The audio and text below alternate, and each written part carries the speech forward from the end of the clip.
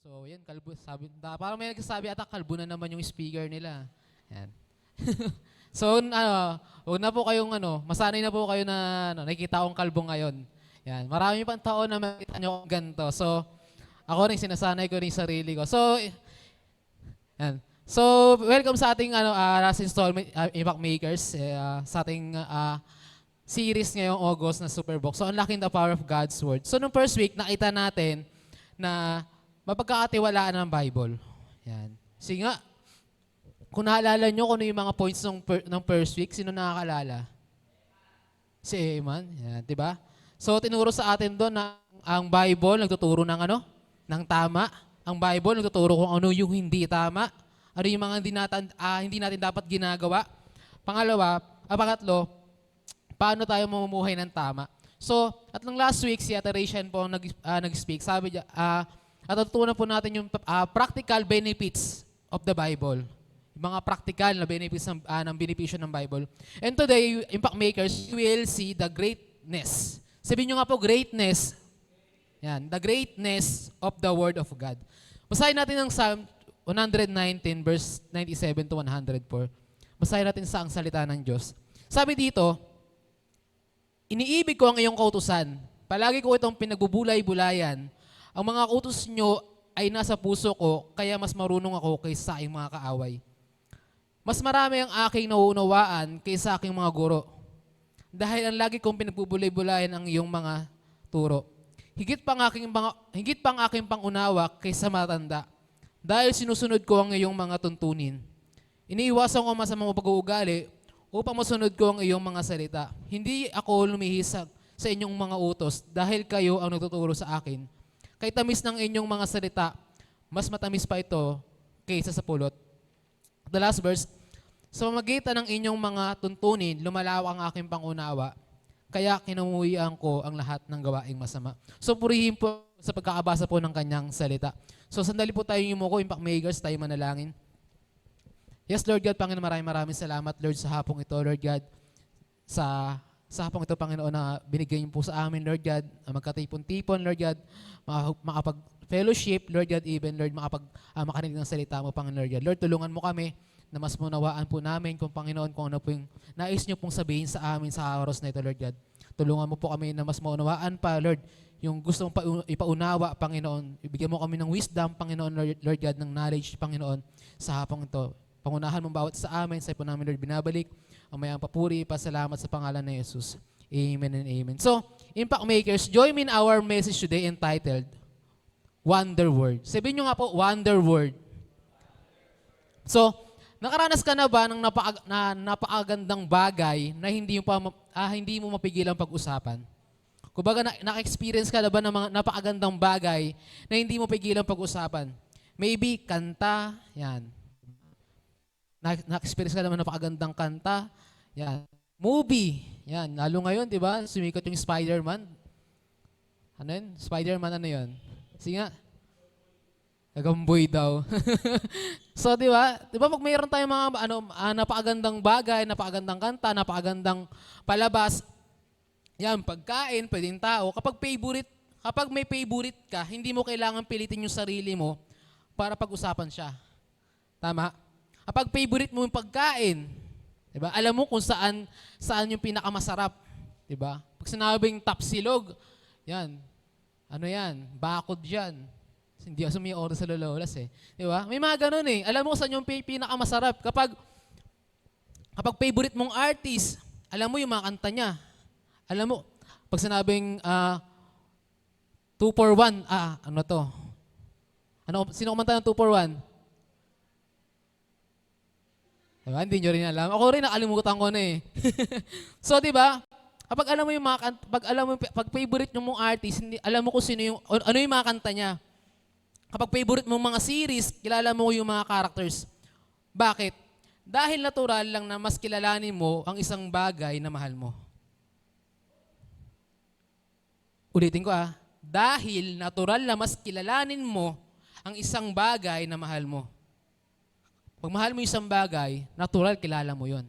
Natural alam mo yon. Pamilyar sa'yo yon. At ito ang makikita natin sa passage natin today. Sabi sa Psalm 119 ay hindi lang chapter. Ang Psalm 119 ay hindi lang chapter patungkol sa pagbabasa ng Biblia, sa pagbabasa ng Bible, kundi ito ay patungkol sa pagmamahal ng salita ng Diyos.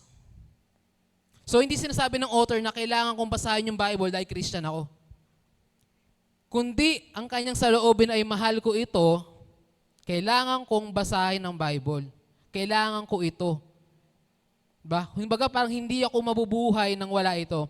At importante ito para sa ating mga kabataan, yung impact makers ng people.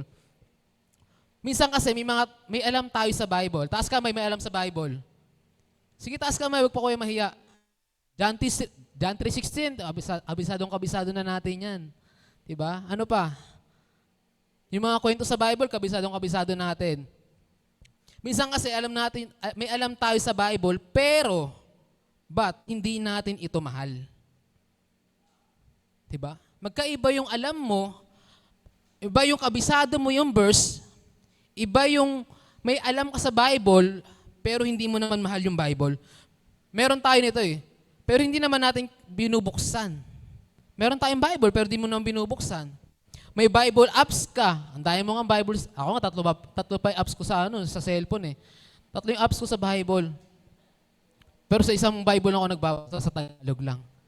So, diba, meron tayong apps sa Bible, pero hindi naman natin ini-scroll. Nagpo-post tayo ng mga Bible verse, pero hindi naman natin sinasabuhay. Amen? Grabe, no? May pa-edit ka pa na sa Canva, tapos popost mo sa Facebook. Hindi mo naman alam yung meaning. Diba? Ma-share mo lang. Kailangan, ang ganda ng tingin nila sa'yo, Christian ka. Amen? At maybe ang problema ay hindi dahil less powerful ang salita ng Diyos, impact makers. Hindi problema dahil less powerful ang salita ng Diyos. Maybe we have simply forgotten how wonderful God's word really is. Maybe ang problema hindi dahil less powerful, hindi dahil walang power yung salita ng Diyos. Dahil simple lang sa atin nakalimutan kung gaano ka wonderful yung salita ng Panginoon. So that's why today we're going to look at 4 wonders of the Word of God. So tingnan natin itong 4 na wonders na ito ng salita ng Diyos. Number 1, sabi sa verse 97 to 100, sabi diyan, "Oh, how I love your law. I meditate on it all day long. Your commands are always with me and make me wiser than my enemies. I have more insight than all my teachers, for I meditate on your statutes. I have more understanding than the elders, for I obey your precepts." So number 1 natin, ano ba yung 4 na wonders ng Word of God? Una, superior wisdom. Sabihin nyo nga po, superior. Yan. Pag sinabing superior, nakatataas. Yan. Sinasabi ng psalmist, nung sulat nito, ng author nito, na naging mas wise siya, naging mas matalino siya kaysa sa kanyang mga enemies, sa kanyang mga kaaway. Diba? Mas naging matalino siya kaysa sa kanyang teachers at sa mga elders, sa mga matatanda pa sa kanya. So not because naturally genius siya. Hindi dahil natural na matalino siya, kundi because he meditates on God's word. Kundi dahil pinabubulay-bulayan niya yung salita ng Panginoon. Amen? Sino gusto tumalino rito? Taas kamay. Tumalino. Sige kayo mahiya. Taas kamay. Yan, di ba? Magbasa kayo ng Bible. Yun lang naman. Ganun lang kasimple. Yung gusto mo maging mas matalino pa, mas may alam, magbasa ka ng Bible. In short, God's word made me wise. Ang salita po ng Panginoon ay nagbibigay sa atin ng kaalaman, ng talino. Hindi sinabi dito na wise ako dahil mataas ang IQ ko. Hindi rin sinabi dahil marami siyang experience. Diba? Sabi, he points back to God's word. Bumalik ka sa salita ng Panginoon. Amen po. So, impact makers, the Bible doesn't just teach you what to believe. Hindi lang tinuturo ng Bible na maniwala ka. It teaches you how to live, kung paano tayo mamumuhay ng tama. So pwede kang matuto sa school, diba? Ang dahil mo natutunan sa school. Pwede kang matuto sa parents mo, sa magulang mo. Diba? Pwede ka matuto sa mentors mo, even sa experience mo sa buhay, pero may wisdom na God alone can give. May wisdom na binibigay si Lord sa'yo. So knowledge tell you what is happening. Ulitin ko ang knowledge tell you what is happening. Wisdom tells you what to do about it. Magkaiba po yun. Magkaiba yung knowledge at wisdom. Ulitin ko, ang knowledge, alam mo yung tama. Ang knowledge, alam mo yung mali. Pero ang wisdom, alam mo kung paano gawin yung tama. Ang wisdom, alam mo kung paano ka makakaiwas sa mali. Magkaiba po. Iba yung alam mo sa dapat mong gawin. Kasi alam mo lang yun. Amen po? So pwedeng may Google ka. Yan. Sino rito may cellphone? Taas kamay. May cellphone. May Google yan. Yan. Diba? Pwedeng may Google ka pero mali pa rin yung decisions mo. Diba? Meron kang chat GPT para mas maganda-ganda naman yung pagtatanungan mo. Pero mali pa rin yung decisions mo. Pwede marami kang followers pero wala kang direction. Pwedeng may degree ka, ang taas ng pinag-aralan mo, tali-talino mo. Pero pinili mo pa rin yung maling relationship. See? Knowledge is not the same as wisdom. Magkaiba yung knowledge sa wisdom. That's why we need God's word. Impact makers, kailangan po natin ng salita ng Panginoon. Kailangan mo ng word of God. Kapag nagtatanong ka, Lord, papapasukin ko ba itong relationship na ito? Ipupurso ko ba itong pangarap ko? Ano po bang gagawin ko sa future ko? Yan. Ang sasagot sa ni Lord, hayaan mong turuan ka ng salita kung paano ka mamumuhay. Magkaiba yung knowledge ka, magkaiba yung marami kang alam sa dapat mong gawin, sa may wisdom. Kasi minsan, kung ano yung tama, di ba? Kasi minsan, kung ano ang tama sa social media, ay mali according sa scripture. Mali yun sa kalooban sa salita ng Panginoon sa Bible. Kung ano yung ginagawa ng karamihan ay ayaw pala ni Lord na gawin mo. Minsan ganun tayo eh. Di ba? Hindi porket ginagawa ng marami, ng karamihan, ng kaibigan mo, di ba, ng ibang tao na masikat pa sa'yo, ay gagawin mo na rin.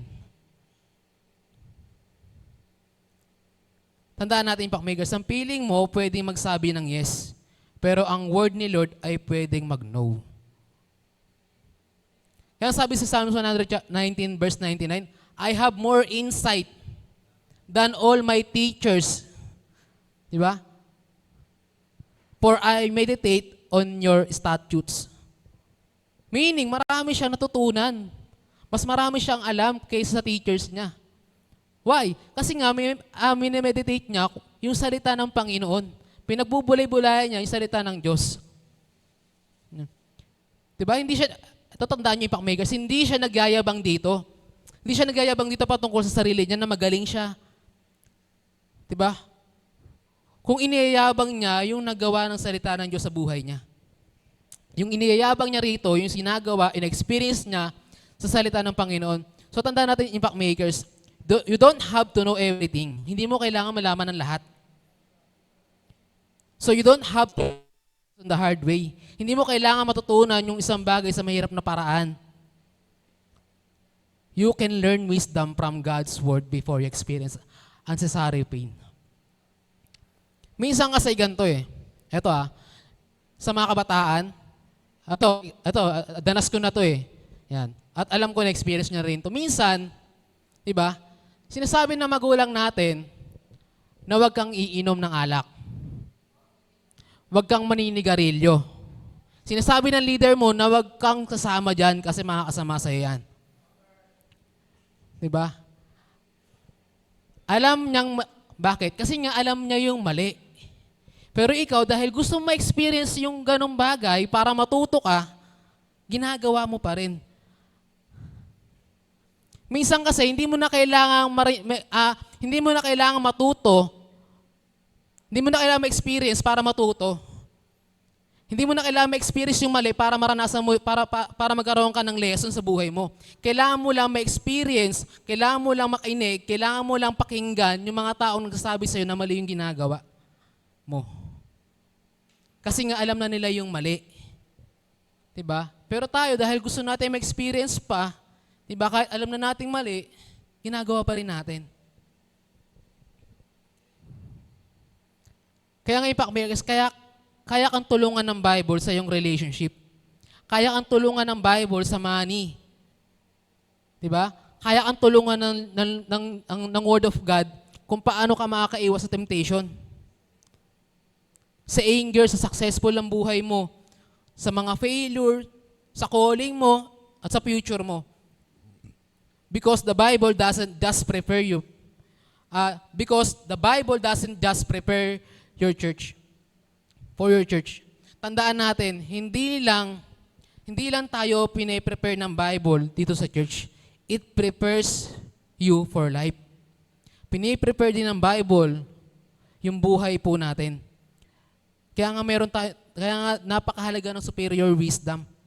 Yan po yung superior wisdom. So maybe, God is reminding you today, Impact Makers, stop letting the Word, ulitin ko stop letting the world teach you how to live when I have already given you my Word. So iwasan mo, layuan mo kung ano yung tinuturo sa'yo ng mundo at mamuhay ka kung paano ka tinuturuan ng salita ng Diyos. Amen. Kailangan natin ng superior wisdom.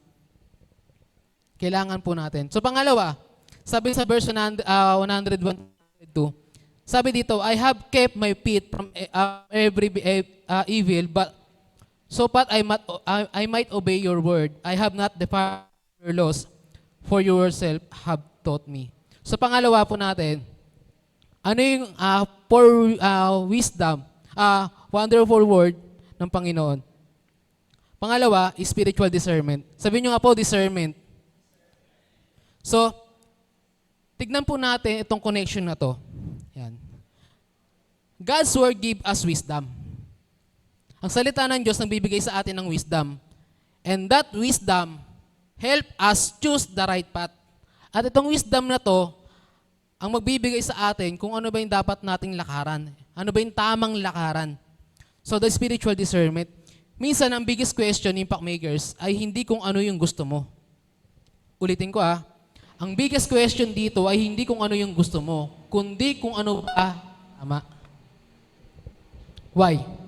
Kasi hindi lahat ng masarap sa piling ay good for you. Sige po. Thank you, Kuya Em. Ay, lakas. Yan, thank you, Kuya Eman. So, ulitin ko, Impact Makers, diba? Ang biggest question ay hindi kung ano yung gusto mo, kundi kung ano ba yung tama. Kasi hindi lahat ng masarap sa piling ay good for you. Hindi lahat ng masarap, ng masaya sa piling mo ay okay sa'yo. Hindi lahat ng attractive ay healthy. Hindi lahat ng trending ay godly. Hindi lahat ng open door ay God's door.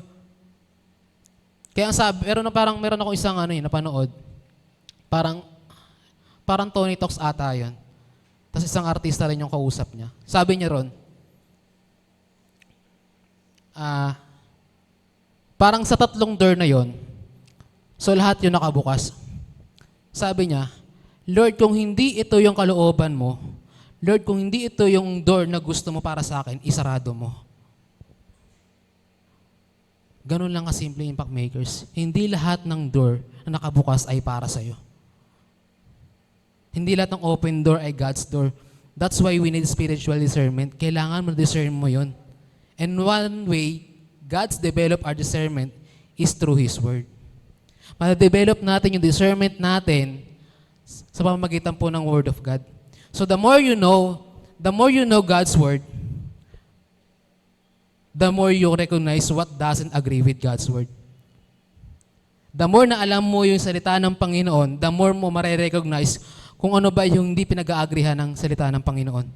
So kapag may nagsabi, diba, ginagawa naman ng lahat yan eh. Diba, sikat naman yan eh. Okay naman yan eh. So tanongin mo, pero ano ba yung tama according to God's Word? Ano ba yung tama sa salita ng Panginoon?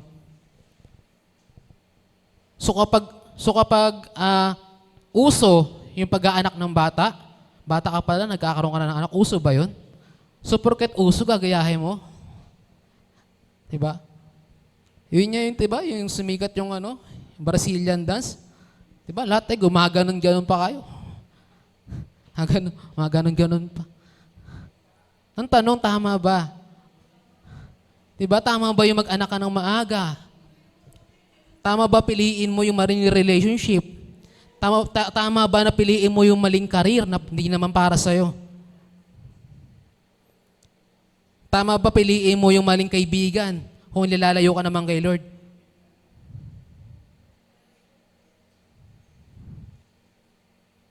Diba?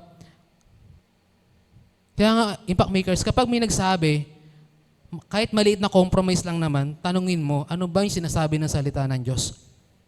Minsan kasi tayo nag-compromise tayo. Sige na, uminom ka na, konti lang naman eh. Hindi ka naman malalasing eh. Mali na nga, kinompromise mo pa. Ay, oo nga, pwede pala. Hey, sige na, it's ka lang, vape lang naman yan, di naman yose yan eh. Mali na nga ang kulit. Amen po. Kaya tanungin mo lagi, ano ba yung sinasabi ng salita ng Diyos? Kapag may nagsabi, sundin mo yung puso mo, remember, tandaan natin, the Bible teaches us to guard our hearts.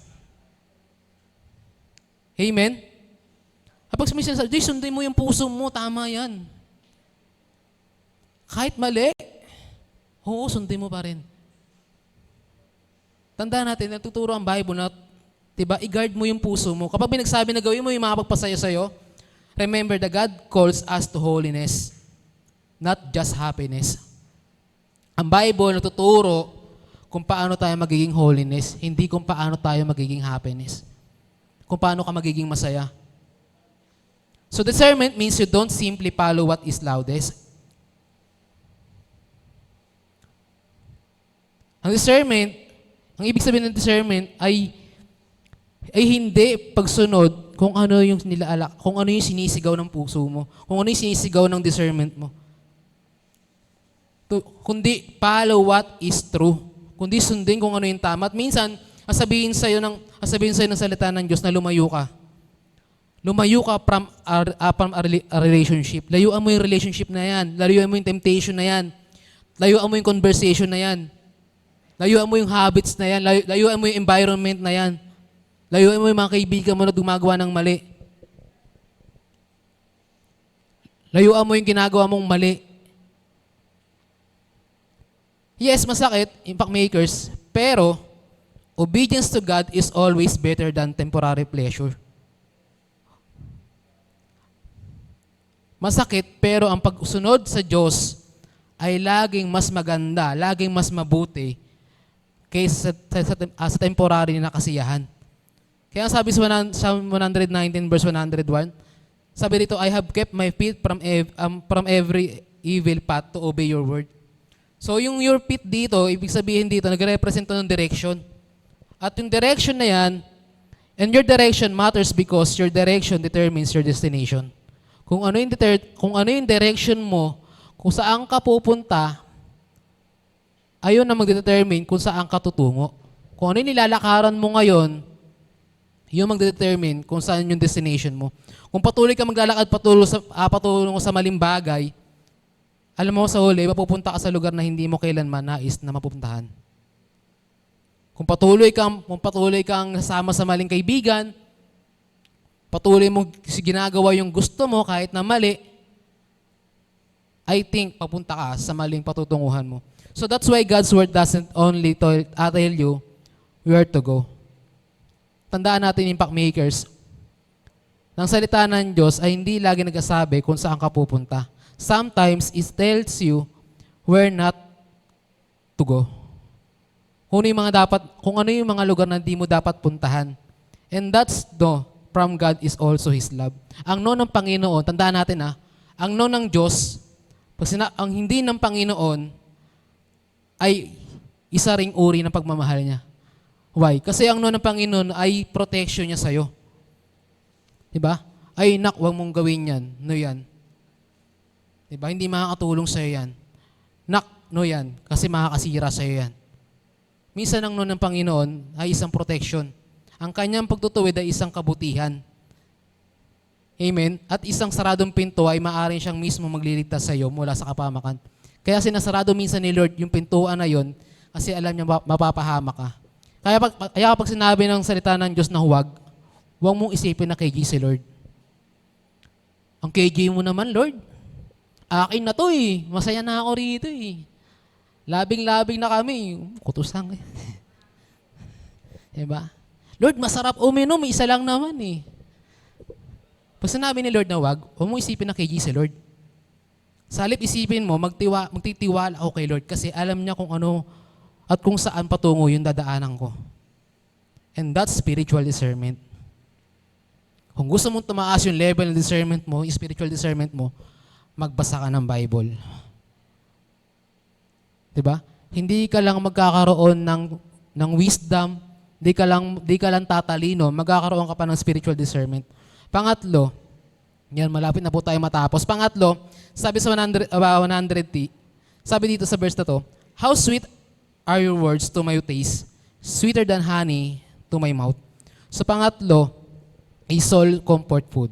Sabi nyo nga po, comfort. Hindi na sinabi ng psalmist, yan, sinabing psalmist yung nag-author nito, yung nagsulat nito. Hindi na sinabi ng psalmist na true ang word of God. Hindi niya na sinabi na totoo ang salita ng Diyos. Sinabi niya na sweet ito. Sabi nyo nga po, sweet. Yan. Yung katabi mo ba, sweet ba sa'yo yan? Yan. Hindi na ako nito eh. Nagsuntukan niya kami. Di joke lang. Diba? Ito ay parang pagkain. Yan. Na matamis. So, ito ay parang pagkain na masarap sa soul. Kaya tinawag natin itong soul comfort food. So, alam natin ng comfort food. Yan, di ba? Sino rito nakakalam ng comfort food? Yan. Comfort food ng kaibigan mo. Di ba? It's either ice cream, yan, potato corner, atay. Di ba? Mga tao rito kumakain ng atay. Kala mo, cannibalism eh. Di ba? Bili mo atay doon, masarap yun eh. Alam mo yung kapag pagod na pagod ka, minsan hindi mo kailangan ng masarap na ulam eh. Yung pagod na pagod ka, hindi mo kailangan ng masarap na pagkain. Di ba? Ako kapag pagod ako, alam mo kung ano yung gusto ko? Ice cream. Hindi ko kailangan ng kung ano-ano. Kapag pagod na pagod ako, gusto ko lang ice cream. Kasi yun yung comfort food ko. Pag pagod na pagod ako, stress ako. Diba? Kailangan ko may masmasan. So, ganun din po tayo. Alam natin yung comfort food. Kapag stress ka, kapag pagod ka, kapag malungkot ka, so may food tayong hinahanap. Tama? Minsan, hindi lang yung gutom tayo. So, we're looking comfort food. Naghanap tayo ng comfort. So, ganun din ang Word of God. It doesn't just feed your mind. It nourish your soul. Hindi dahil pinapakain mo yung utak mo, pinipid mo yung utak mo, kundi pinipid mo yung soul mo. Kaya nga, impact makers, kailangan natin salita ng Panginoon. May mga araw na kahit marami kang followers, marami kang kaibigan, diba, lonely ka pa rin. Tapos kami na maraming kaibigan. Maraming kaaway. Wala. Tama lang. Amen. Di kahit marami kang, diba, kahit na marami kang kaibigan eh, kahit marami kang followers, lonely ka pa rin eh. Kahit marami kang kasama, minsan feeling mo empty ka pa rin. Diba? Kahit nakangiti ka outside. Diba? Tingnan mo yung kaibigan mo, ngumingiti ba yan? Tignan mo. Yan, ngumingiti. Diba? Kahit ngumingiti yan outside, umiiyak ka naman inside. Pagod na ako. Ayoko na. Ayoko ka. Oo. Amen. And sometimes what your soul needs is not another distraction. Ulitin ko Sometimes your soul needs is not another distraction. You need grow words. You need God's word. Kailangan mo lang ng salita ng Panginoon. Minsan feeling ko, kahit nabusog ako, parang feeling ko empty pa rin ako. Lalo kapag di ako nakapagbasa ng Bible. Kunyari, tanghali na, hapon na, tapos hindi pa ako nagde-devotion. Parang feeling ko may kulang pa rin sa akin. Na kahit busog naman ako, okay naman ako. Parang feeling ko parang empty pa rin ako. So you need God's word, impact maker. Sabi ni Jesus dito sa Matthew chapter 4, verse 4, man shall not live on bread alone, but on every word that comes from the mouth of God. Hindi lamang sa tinapay na nabubuhay ang isang tao, kundi sa mga salita ng Diyos na namumutawi sa kanyang bibig. So gets natin yung physical hunger. Alam natin yan eh. Pero minsan nakakalimutan na natin yung spiritual hunger. You can feed your body 3 times a day.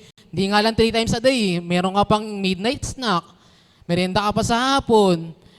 Atas mo kumain, merienda ka na naman. Diba? Minsan niya, 6 times a day pa natin pinapakain yung katawan natin eh. But, diba? Go for days without feeding your spirit. Hindi natin, minsan, kumakain tayo, physical, pero hindi natin pinapakain yung spirito natin. Diba? Ilang oras ka nag-scroll sa FB? 3 hours? Yung 3 minutes, sabi mo nga, 3 minutes na lang eh, magde-devotion ka na eh. Umaabot ka na ng 2 hours, di ka pa rin nagde-devotion eh. Diba? Ilang oras ka nag-scroll sa FB? Nanonood ka. Diba? Ilang oras yung na-consume mo sa content? Kakanood mo ng mga content. Pero 5 minutes, mabasa ka ng Bible? Oh, wala. Parang ang tagal-tagal sa'yo.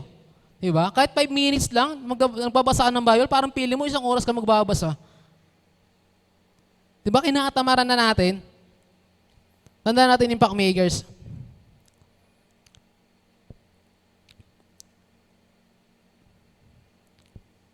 You cannot satisfy spiritual hunger with worldly entertainment. Hindi mo masatisfy yung spiritual hunger mo sa mga worldly entertainment. Pwede mo i-distract yung sarili mo, pero hindi ito nakakakain.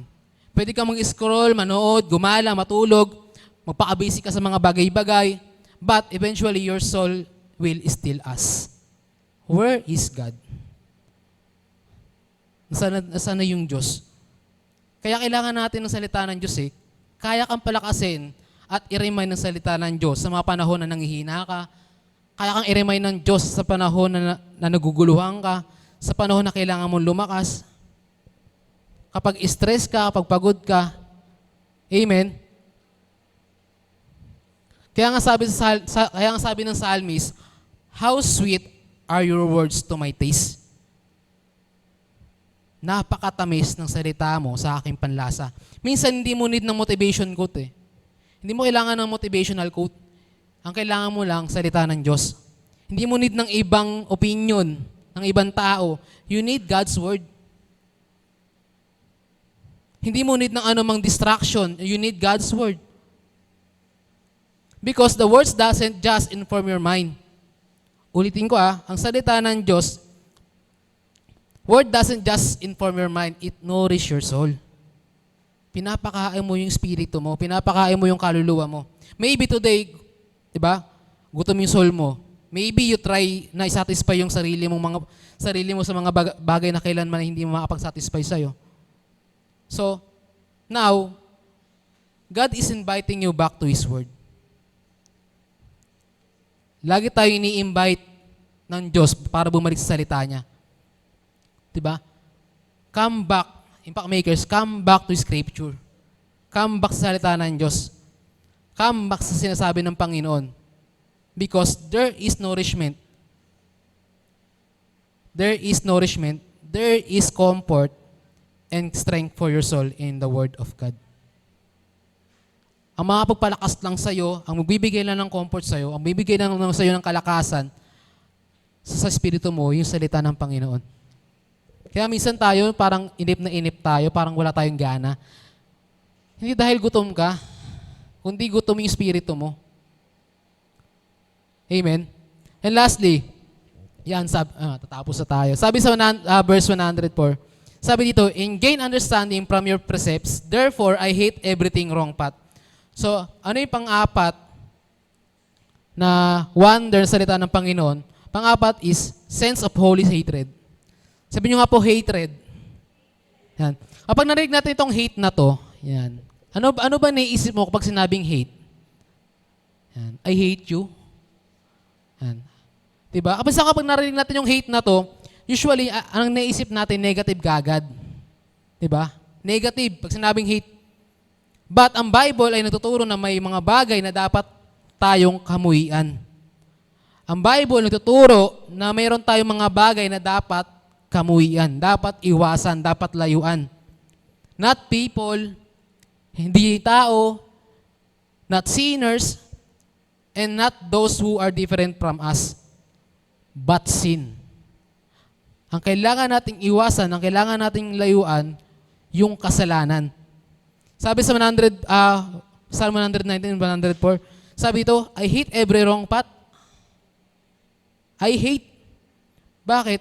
Because when you understand God's holiness, you begin to see sin differently. Kapag alam mo yung holiness, di ba? Makikita mo yung different ng kasalanan.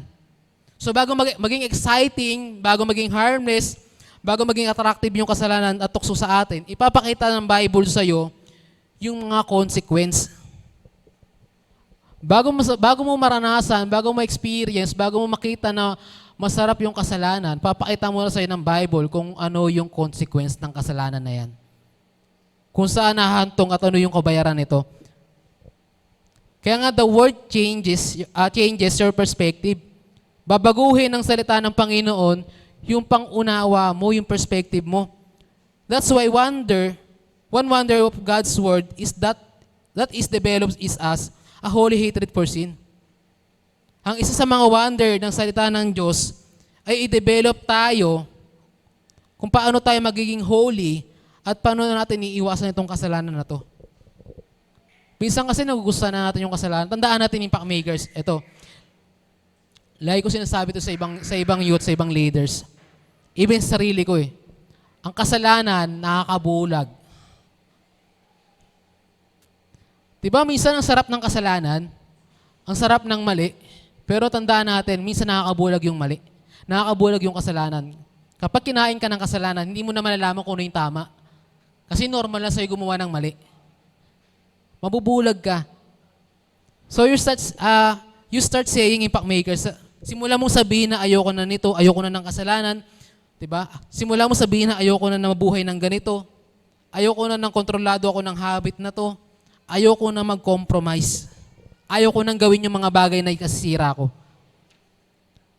Hindi dahil para magmukha akong religious. Hindi para magmukha ang religious, kundi binago ka ng salita ng Panginoon sa mga bagay kung ano yung dapat mong mahalin at kamuhian. Tandaan natin, ang holiness ay hindi lang basta nagkasabi kung ano yung bawal. Ang kabanalan ay hindi lang nagkasabi kung ano yung bawal, kundi sinasabi ng holiness na ayaw mo na nito. Kasi nga mahal mo si Lord.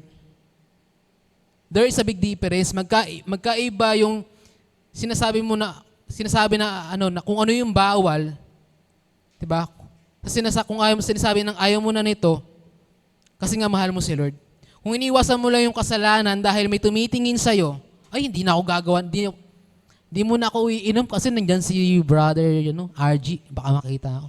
Hindi mo na ako ihitip ng vape kasi nakatingin si Ganun ba yun?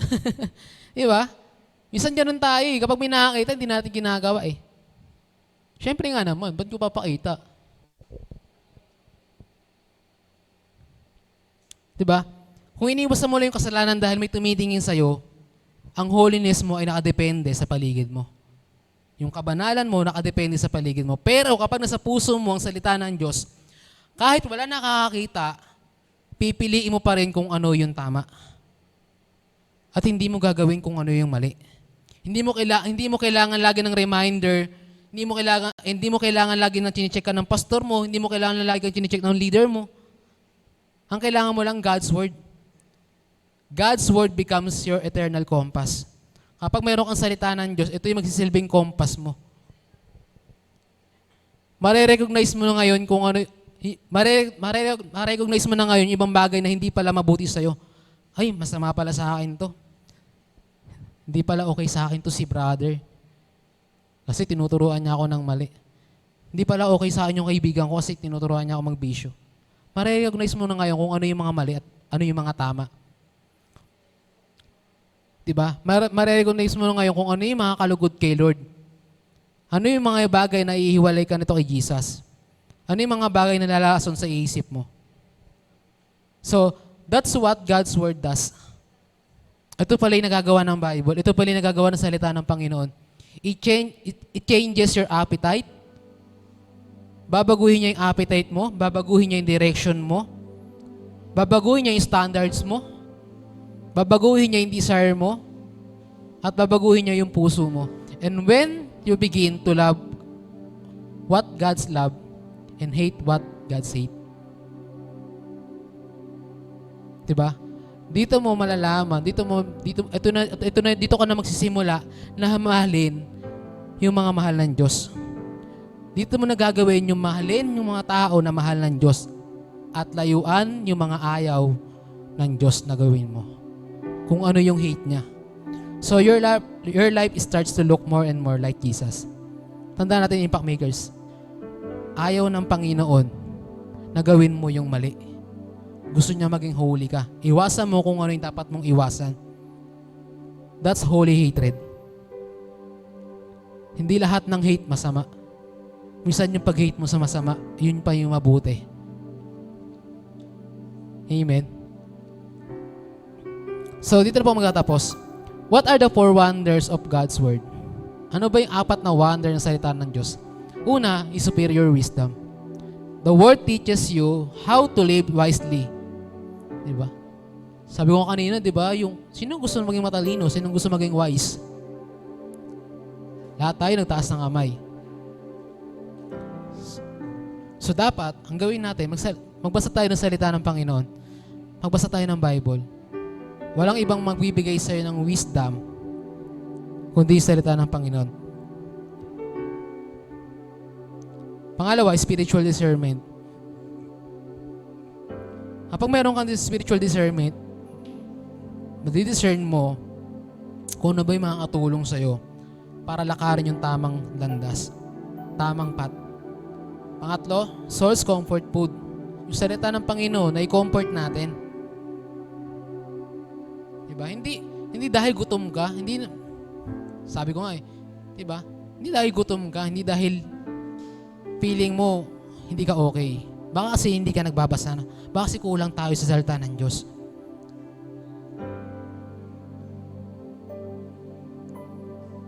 Hindi dahil gusto mo ng sinigang, gusto mo ng kaldereta, gusto mo ng menudo, gusto mo ng tinola. Diba? Hindi dahil nagki-crave ka, kundi dahil wala ka na yung salita ni Lord.